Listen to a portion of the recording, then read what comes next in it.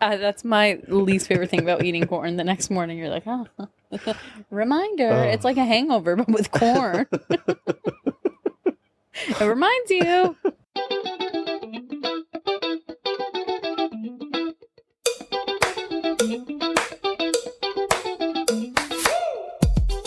Hey, y'all. Hi. Welcome back. Welcome back. Happy Thursday. Thursday. Okay. Sorry. I didn't know we were on American Idol. Girl, always. Simon, where you at?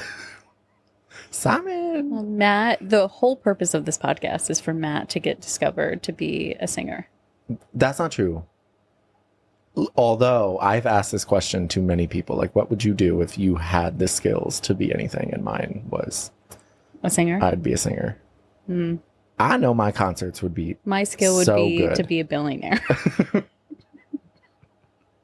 Okay, bitch. Lazy motherfucker. Yeah, you know it. I got daddy's money, baby. Born rich. I mean, come on. At that point, you could be a singer and Right, suck. I mean, it's exactly. fine. Clearly, we were born into the wrong families. Yeah. Damn. Poverty. Just kidding. But anyway, hi, y'all. Hey, guys. This is Call Me Crying. Call Me Crying Podcast. .com. I'm kidding. That's not our website. I don't even know. Yeah. With Matt and Kaylee. With Matt and Kaylee. 1 T. No, I have 2 T's. Well, you're like a doormat. Stop, because a lot of people lately have been spelling my name wrong, and it's really pissing me off.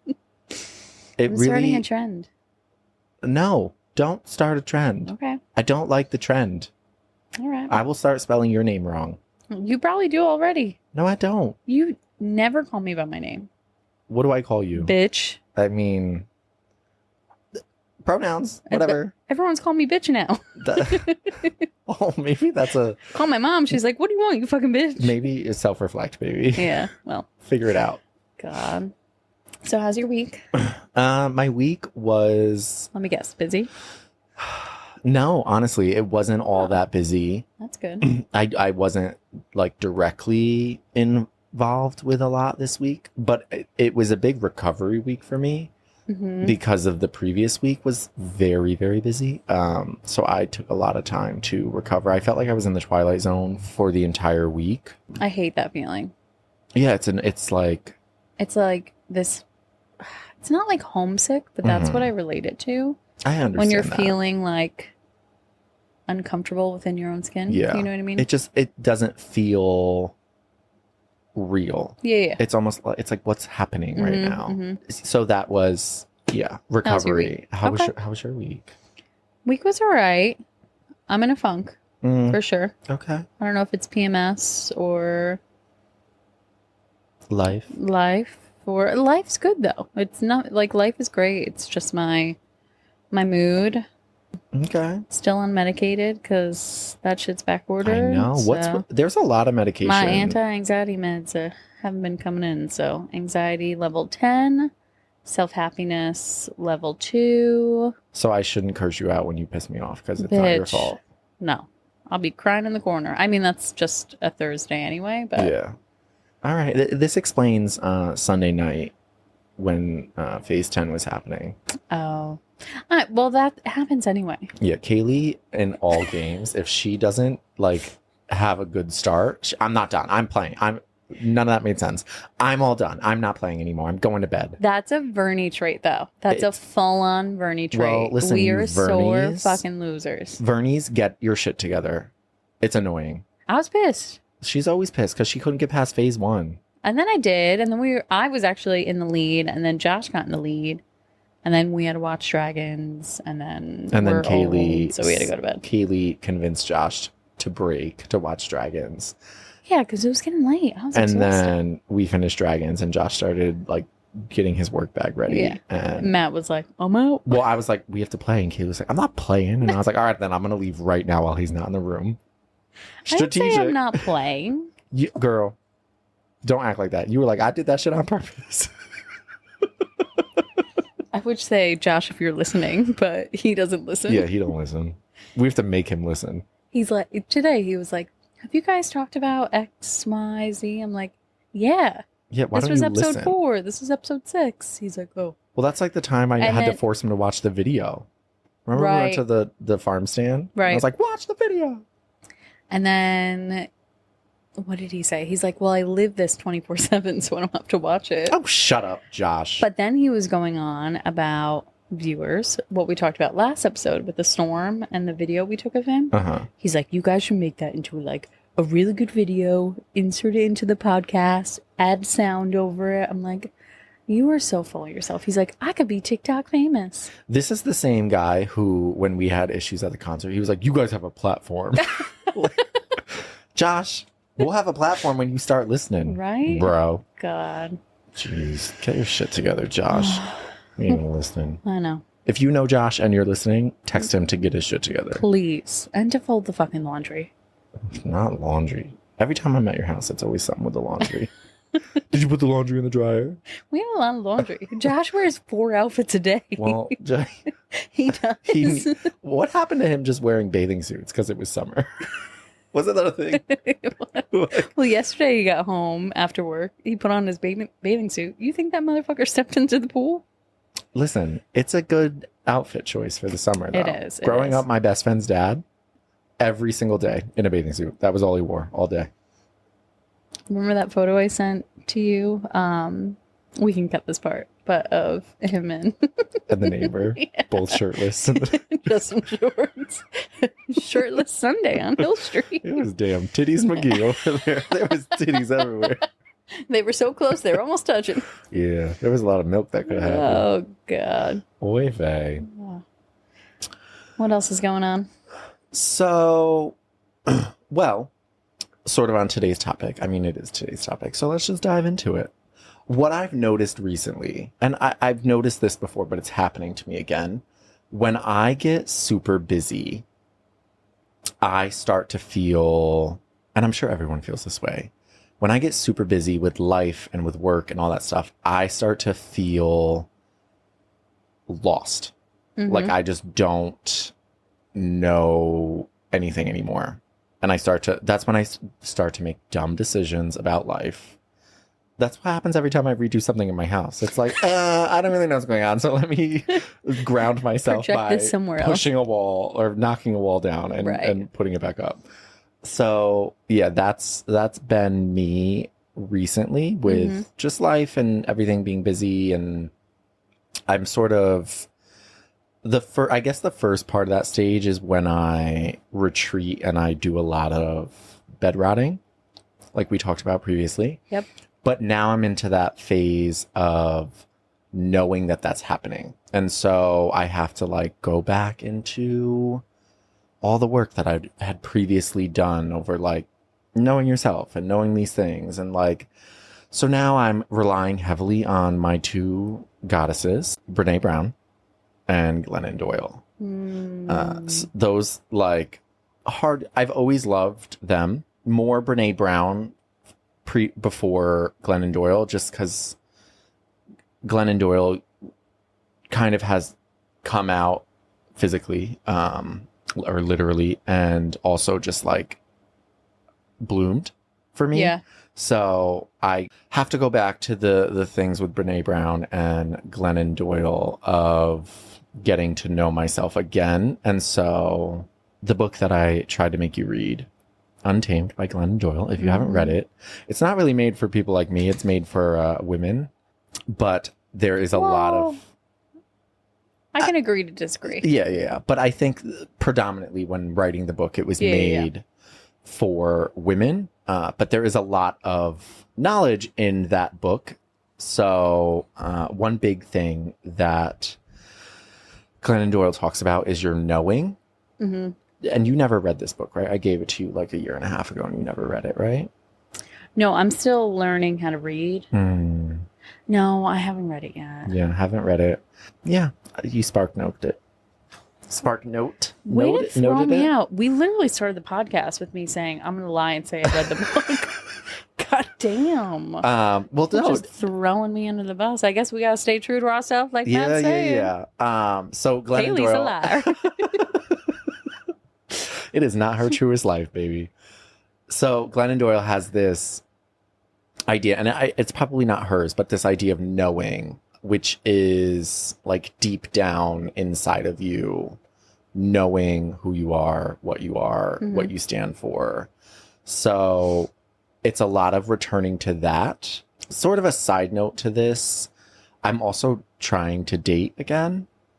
So yeah, it's but it kind of goes back to like a self-esteem type thing where I'm sure a lot of people are this way, but when I start dating someone, I have to like constantly check myself because I did a lot of work on myself and like knowing who I am. I learned to love myself, baby. So like you got to come and I'm very good at that for the most point. You're great at when I'm that, for dating sure. someone and I'm like, this is red flag. Nope.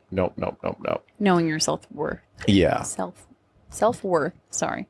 But the knowing part of it also falls into the dating. So it's like a double whammy with busy life and dating where I kind of just have to constantly remember to stay true to who I am and like follow the knowing. I have a couple excerpts that I'm going to read for you since you didn't read the book, which is fine. So this is Glennon Doyle, Untamed. This chapter is called No, Know. Just a little excerpt, nothing, not the whole chapter. You think I got time to read the whole chapter? Okay. Since the chaos stills in this deep, I could sense something there I was not able to sense on the surface. It was like that silent chamber in Denmark, one of the quietest places in the world, where people can actually hear and feel their own blood circulating. There, in the deep, I could sense something circulating inside me. It was a knowing. I can know things down at this level that I can't on the chaotic surface. Down here, when I pose a question about my life, in words or abstract images, I sense a nudge. The nudge guides me towards the next precise thing, and then, when I silently acknowledge the nudge, it fills me. The knowing feels like warm liquid gold, filling my veins and solidifying just enough to make me feel steady, certain. I now take orders only from my own knowing. Whether I'm presented with a work, personal, or family decision, a monumental or tiny decision, whenever uncertainty rises, I sink. I sink beneath the swirling surf of words, fear, expectations, conditioning, and advice, and feel for the knowing. I sink 100 times a day. I have to, because the knowing never reveals a 5-year plan. It feels to me like a loving, playful guide, like the reason it will only reveal the next right thing is that it wants me to come back again and again, because it wants to do life together. After many years, I'm developing a relationship with this knowing. We're learning to trust each other. So it's like a breakdown of knowing. Good job. Girl, it was tough to read that. For all you listening, I had to read that like 7 times. I edited it all out, but I felt like I was in church and I wasn't supposed to laugh, the gospel. but I was laughing. Well, and then I heard you. I could like feel you looking at me. I'm like, girl, look away. I was trying to look away. So the whole knowing thing, it's like, I just am at this point where I constantly feel like I don't know anymore. And so I have to just rein it back in. And I use that method a lot in work. When work, like if a problem arises with an event and then like we're in it right now and it needs a solution, it's like I have to just put everything else aside and figure out what is the right thing to do here. You got to pause for a second to like, okay, everything's swirling around. I need to pause for a second and just, this sounds like spiritual and you can take it this way or not, but you have to recenter yourself. Yes. To then be able to appropriately make the right decision, because if you're acting like everything is falling apart around you, which, a lot of people do and you can, but if you're reacting to that, it's a domino effect. Yeah. And then it affects everyone else, Yeah, it's a lot of recentering myself lately that luckily I know how to do that, but it's quite often now that I'm doing that because life is just chaotic. And I think we talk about this a lot on this podcast, but I'm going to go back to our age. I think in the age that we are in now, it's really become apparent and evident that we have to prioritize ourselves. And life changes and life goes into different directions at a lot of milestones that you hit. And you have to constantly remind yourself, I have to put myself first. Yeah. And we're always told growing up, don't be selfish, don't put yourself first. But it's not selfish to put yourself first. It's not a bad thing, especially if you do it in the right way. Like, in order to have great relationships, whether it's with work, whether it's romantic, whether it's friendship, whether it's with yourself, you have to fuel yourself. You know, you have to constantly remind yourself that you're living this life for you and you're not living this life to serve just others. Yeah. Girl, that was great. Really? That was so great. I lost track because I like just zoned into everything you were saying. Okay. Oh my God, Kaylee. Wow, y'all, that's my best friend. Email Call Me Crying for Therapy Sessions. She will write a book now. Wow. Okay. Well, I feel like I'm also very similar to you on this journey of, if we're going to use the phrase, recentering or centering. And it's constant in friendships and work. And to share a story that I feel like correlates with this, I was at a job for 7 years that for a while I loved. To preface this, I did love this job. So there's no hate to this place or anything of that regard. But for the ending, I was feeling like I was constantly putting this job before anything, you know, especially when it came to myself and my family life and my home life. I felt like I was serving this job first and everything else led behind it.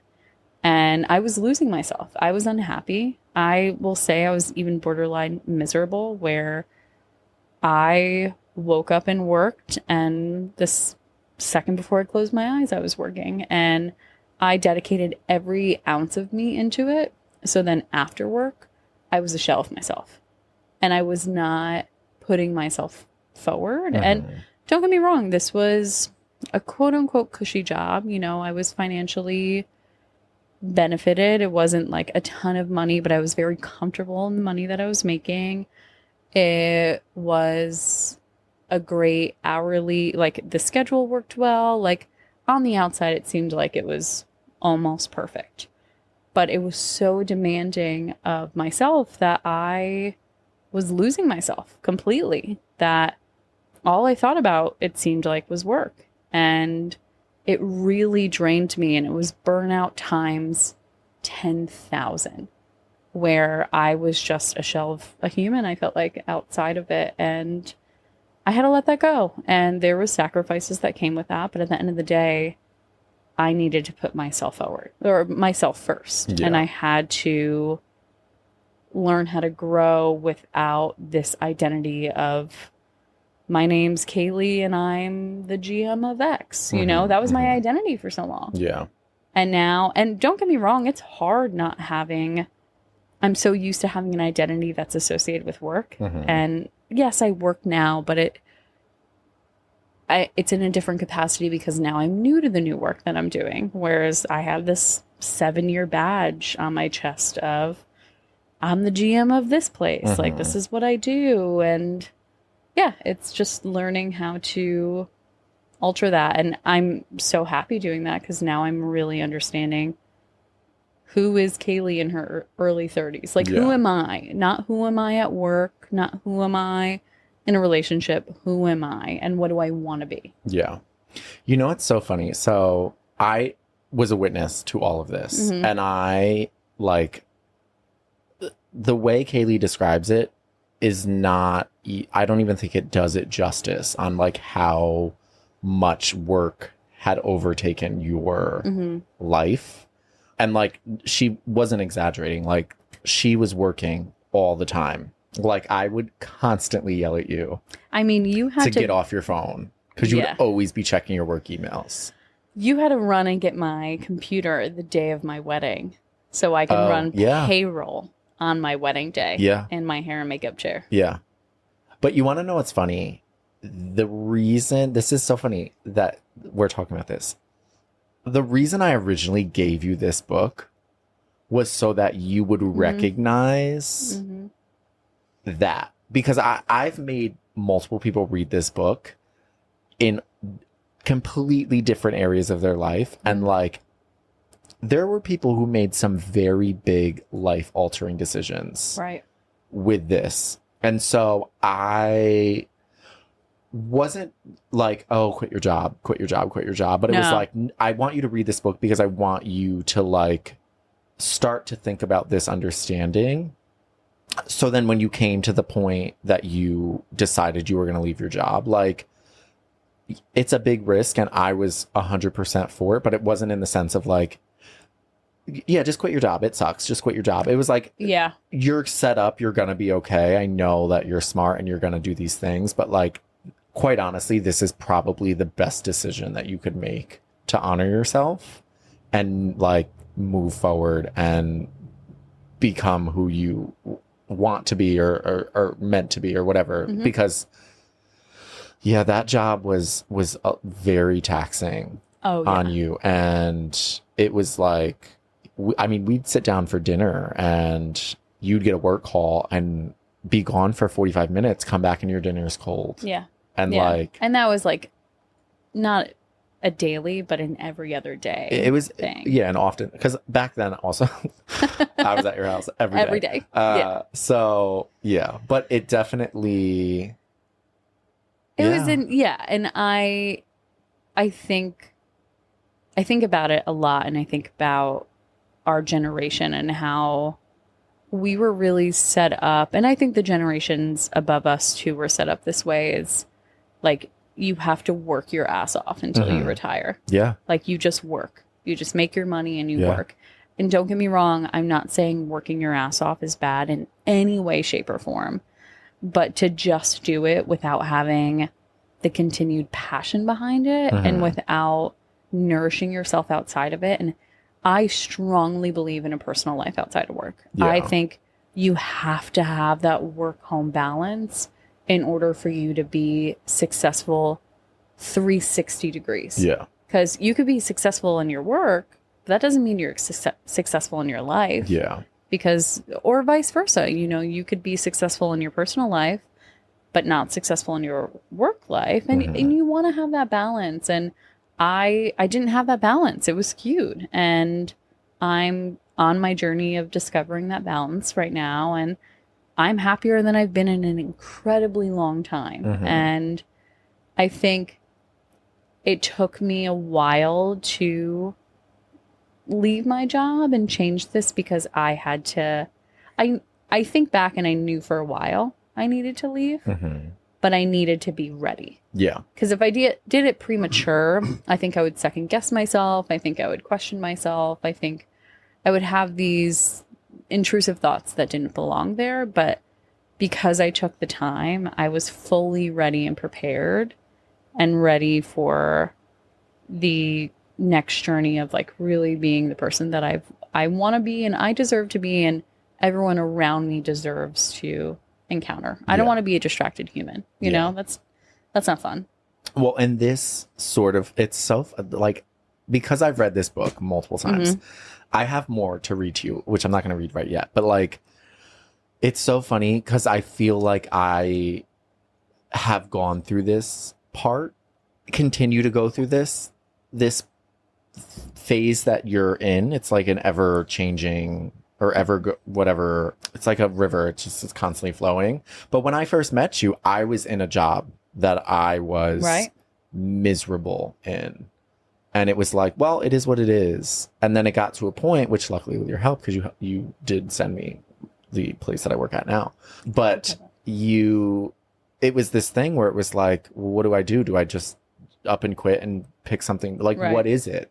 So yeah, it's a constant process. And it's also, I think, as we grow older, because I do agree, when I was first starting out, I felt pressure to just grind and hustle and do that. And I felt like it was unspoken pressure. Predominantly, when I think about it, I think it was me thinking there was this pressure from my dad to to do it. Because I remember when I was in college. So in college, I originally went to college to be a high school math teacher.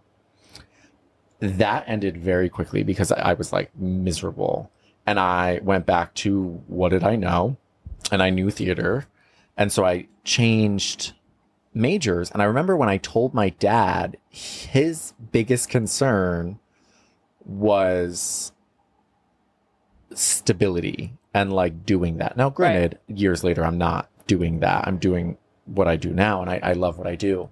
But I think that conversation was this constant voice inside my head where it was like, grind, hustle, do all this. And I remember I used to go over to my parents' house sometimes after work, and I would just sit and be like, I don't even know anymore. Like, and I was also working a lot there, but my dad with that job, I remember he was like, maybe you should just quit. Like, it's not worth it. And I was like, I'm sorry, what? Is this coming out of your mouth right now? It was so unexpected, but it's so reassuring too. Yeah. Like, I had a very similar experience with my dad too. Mm-hmm. This same exact thing, basically, you said, thinking like, I have to keep grinding. Like, you know, my dad works in the industry. I just have to put my head down and do it. Maybe I'm complaining too much. And I remember talking to him and my mom on the phone, and my dad's like, I don't think you should stay there.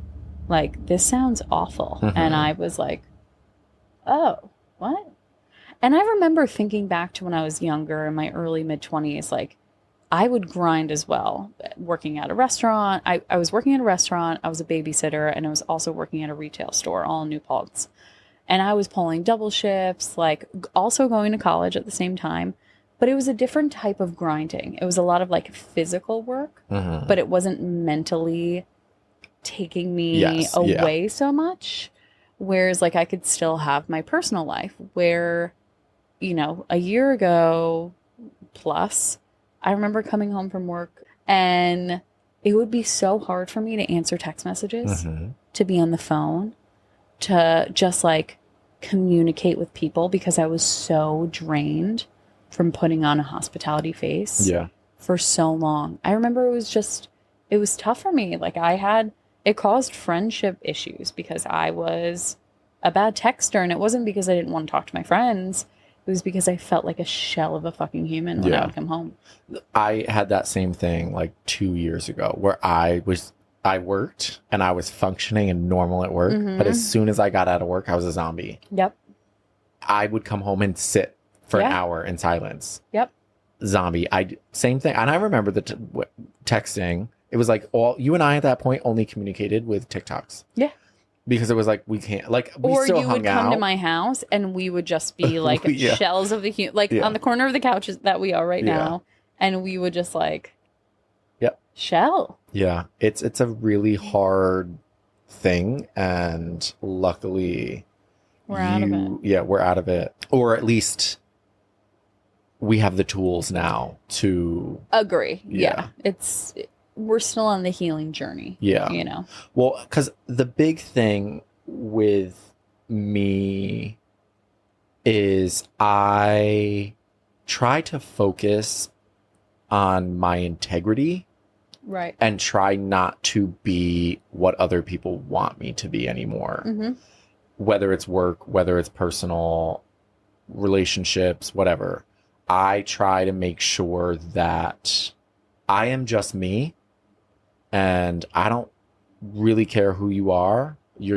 Everyone's getting the same mat. Mm-hmm. You get the same mat at work, of course, on a professional level. Yeah. That you are going to get at the Christmas dinner table. Like, you're not having imposter syndrome. And that I feel like was a big thing. Also, I mean, you have the whole thing of like, I'm gay and I was in the closet for a very long time. Mm-hmm. So the whole imposter syndrome there. But I think the development of all of that, and listen, these things are very, very intertwined, of being gay and closeted for years, and then also like being an adult and establishing yourself in a career and as an adult and all that. So they're all very intertwined, but it's like, it just, for me, is this integrity thing, because I've let people and relationships and work completely dictate who I was. Right. And that is not the case. I cannot continue. And try to turn you into a chameleon. Like, I felt that way for so long, where like a lot of relationships, friendships, work try to turn you into a chameleon, meaning that like you have to mold to their life. Yes. Versus like, no. Let's meet in the middle here. Yeah. Like, I am not always able to go above and beyond just to meet your needs. Yeah. Like, if this is going to be a relationship or a friendship, we have to figure out, can we meet in the middle? Can we prioritize each other, one another, you know? Or if we can't, then maybe it's time to move on, you know? And that doesn't mean it has to be in a negative way, but I feel like, to speak on friendships in particular, I think, you know, as you grow, sometimes you outgrow relationships and friendships. And that doesn't mean it needs to be on a negative scale whatsoever. It just means that maybe your high school best friend, you guys have taken different directions in your life. You went to different colleges, you have different friend groups, you have different interests, beliefs, etc. Like, it's okay. And I think there's a lot of societal pressure to, or maybe it's not societal pressure, maybe it's just friendship pressure to always try to accommodate for people, where sometimes I think you could be like, no, fuck no. I'm sick of always accommodating you. Yeah. I want to be accommodated. And if you can't, that is okay. Yeah. It's okay to move on, you know? And I think that it's a hard conversation, of course, but it's something that I don't think is discussed enough. Yeah. Well, and I think also it doesn't always even necessarily mean like, okay, we're going to part ways. It's just like, we could be two separate people with separate ideas. Yeah. But I'm going to honor myself, and I don't need you to agree with that. Yeah. But your judgment or whatever on mine is not going to affect Right. the way I'm thinking about this. It's like the boundary is being set of, this is how I am able to accommodate or meet you in the middle, and that is what it is. And it's not this idea of, I don't want to, this is me standing my ground. It's just, this is who me, I am. This is what I can do. And that is, you take it or leave it. And you make a good point. It doesn't mean you have to close the door on a friendship or a relationship. It could also mean that, like, we are not the same people we were 10 years ago or 5 years ago or 2 years, like, whatever the timeline is. Like, we can still communicate and be part of each other's life, but it doesn't need to be the same that it's always have. Because as people get older, as people grow, it's, to be silly, it's like a tree branch, you know, you can grow in different directions. Yeah. And that's okay. It's just there needs to be kind of that honest, uncomfortable conversation about it. But I think everyone needs to, focus on themselves and prioritize themselves, which is the theme of this episode. Yeah. And it may cause some shitty feelings and some shitty things, but you kind of just have to get through that to honor yourself. Because if you don't, then you're kind of being a hypocrite to yourself, and then you're bending yourself over backwards for someone else, and that person is probably focusing on themselves, and you're taking that energy away from you. You know. Well, and also this is very, very true in my friendships, where I may not be able to give you what it is that you want from me, but I will always be in your corner. I could not agree more with that statement. Especially as with my job specifically and the demand it takes from me. I'm not always readily available for my friends. Or I may not be able to make it to things like parties or dinners or things like that. And it is not a reflection of me not wanting to be at these things or spend the time with you or communicate with you. It's just what I'm capable of. Now, granted, do you have a right to call me out when you think that this is the case, that I'm being shitty? By all means, please do. But I'm very much like, I could not see my best friend from college for 2 years, not speak to her for a very long time. Yeah. But the minute that we start talking, it is Nothing's completely happened. fine. Nothing's happened. Yeah. And I guess there's the term of like a low maintenance friend. I'm a very much a low maintenance friend. I don't need to be in your face. I don't need you to be in my face all the time. Yeah. It is very low maintenance, where I am here. I'm in your corner. If you need me, you just have to ask.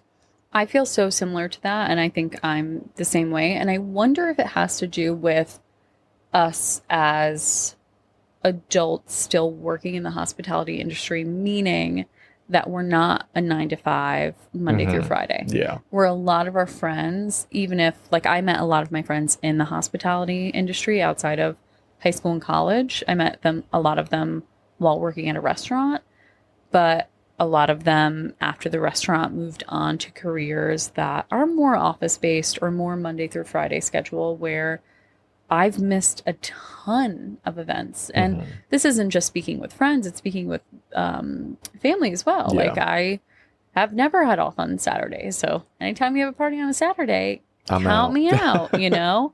So I think it has a lot to do with that too, of having really alternative schedules to a lot of friendships outside of people who still work in the hospitality industry. Yeah. And it's not that we don't care or don't want to put the time or energy in, but it's really hard when we have to work those days. Yeah. You know, we have to work those hours. It's part of our livelihood. That's part of our career. It's part of our job. And I think we've become adjusted to being low maintenance friends because of that. And I think it's a positive because we're not asking for a lot. And to your point, I think, yes, we may not be able to show up as much as we want to. And keyword is we want to. We just can't. But we will always be in your corner and we will always rally for you. Yeah. Okay. So to kind of wrap this all up, I am going to read part of this chapter from Glennon Doyle's book. It is the preface that I'm going to put on this. This is one of my favorite chapters in this book. And you have to kind of contextualize it into your own personal life. I've never heard that word. Contextualize? Conceptualize, I've heard. Is it conceptualize? I think so. Great. So now I have to re-say everything. Wow, I pulled a Kaylee and I said the wrong word. Contextualize. I feel like it's sort of the same. It might be a word. I don't know. But so you have to conceptualize this into your own personal thing. So real quick on Glennon Doyle. Glennon Doyle is the author of, it was a big book back in the day, New York Times bestseller, Love Warrior. Back then, she was married to her husband. They had 3 kids. She was bulimic from the age of like 10. And that turned into or led to her being an alcoholic. And so she got sober when she found out she was pregnant with her first child. And it was kind of that. And then she is now married to Abby Wambach. So she divorced her husband, fell in love with Abby. The whole story is really, really, really cute. But so this book is kind of like the realizing and the coming to life of her, I guess you could say, for lack of better words. It kind of goes back to what we've been talking about this whole episode of like finding herself, her true self. Yeah. And to ask you, the first book, out of curiosity, was that like about religion too?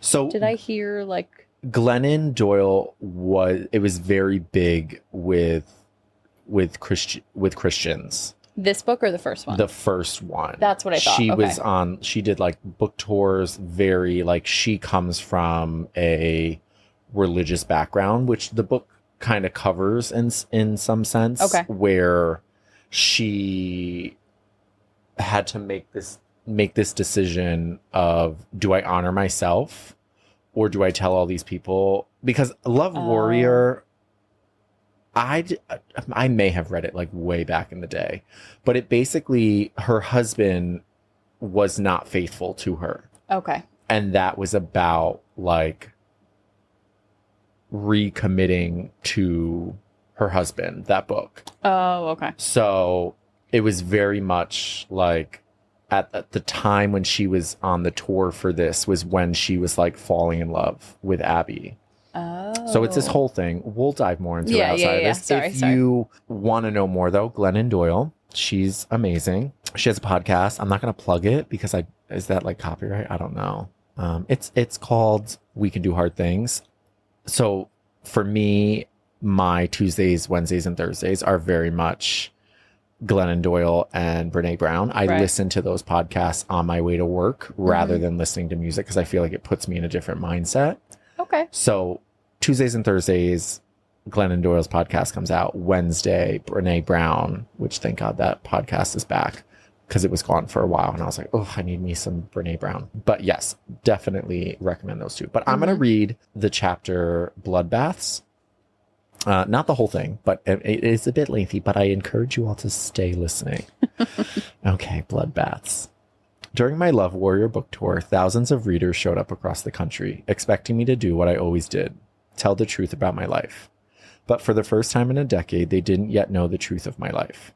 I had shared that Craig and I were divorcing, but I had not told them that I had fallen in love with Abby. I had a choice to make. I could reveal my new relationship before I felt ready, or I could stand in front of my readers and hide the most important thing happening in my life.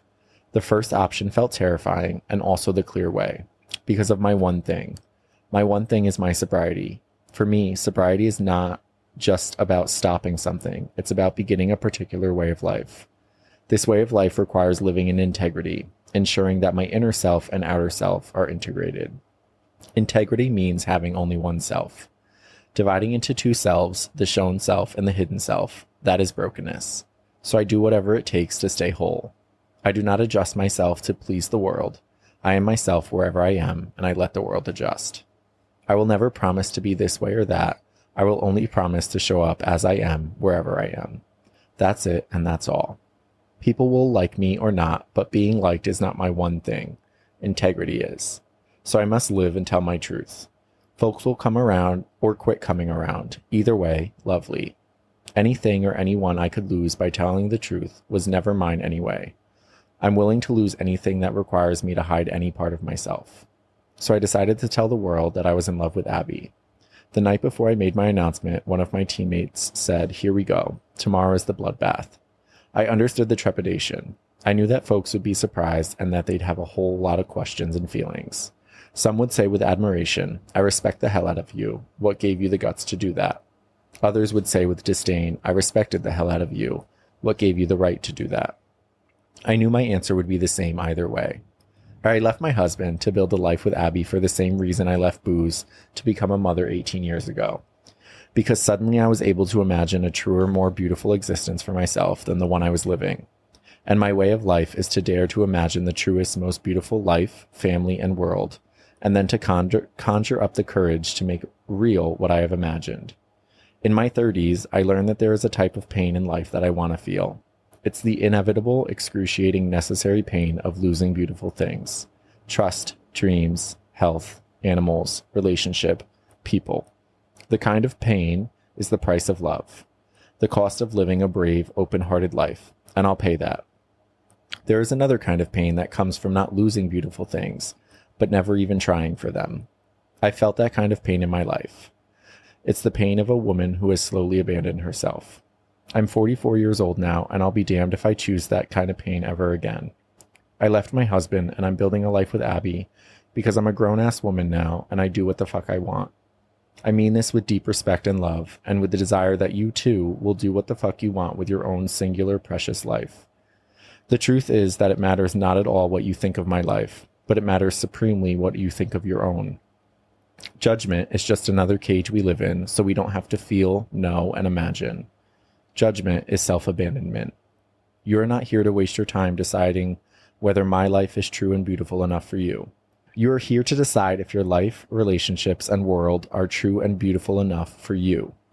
And if they are not, and you dare to admit they are not, you must decide if you have the guts, the right, perhaps even the duty, to burn to the ground that which is not true and beautiful enough and start building what is. That is what I want to model now, because that is what I want for all of us. I want us all to grow so comfortable in our own feelings, our own knowing, our own imagination, that we become more committed to our own joy, freedom, and integrity than we are manipulating what others think of us. I want us to refuse to betray ourselves, because what the world needs right now in order to evolve is to watch one woman at a time live her truest, most beautiful life without asking for permission or offering explanation. Wow. I should have read that book. You should have read this book, girl. I gave it to you back then so that you know. Damn. I mean, there's a lot of good chapters in there. But again, I have to conceptualize because I'm not a woman. But, so you take it with that. Oh, yeah. I think it can relate to I think someone can put themselves in their shoes or their situation and modify it to what they're going through and still understand what she's saying. So that's my little piece of I love that. Yeah. My big thing is right now just, honoring who I am and listening to myself and doing that every day. Staying true, y'all. I couldn't agree more. Put yourself first, y'all. Put yourself first. Mm-hmm. What's RuPaul say? If you don't love yourself, how the hell you gonna love somebody else? Oh, come on, baby. Come on, RuPaul. Boy. Oh, got us in our feels. Us in our feels. Right. Sometimes on Call Me Crying, we're gonna cry. We're gonna cry. Listen, it's in our bio. We gonna laugh. We gonna cry. We gonna talk about it all. We've been serving y'all some laughs for a while. We have. We had to poke that sensitive bone of yours. Yeah, poke the sensitive. Well, I'm going to go cry now. I don't know about y'all, but I'm going to go get emotional. I'm going to go comfort her while she's crying. Mm-hmm. So, but thanks for joining us. Thanks, y'all. We will see you next week. See you next week. Call Me Crying Podcast. Bye. Bye.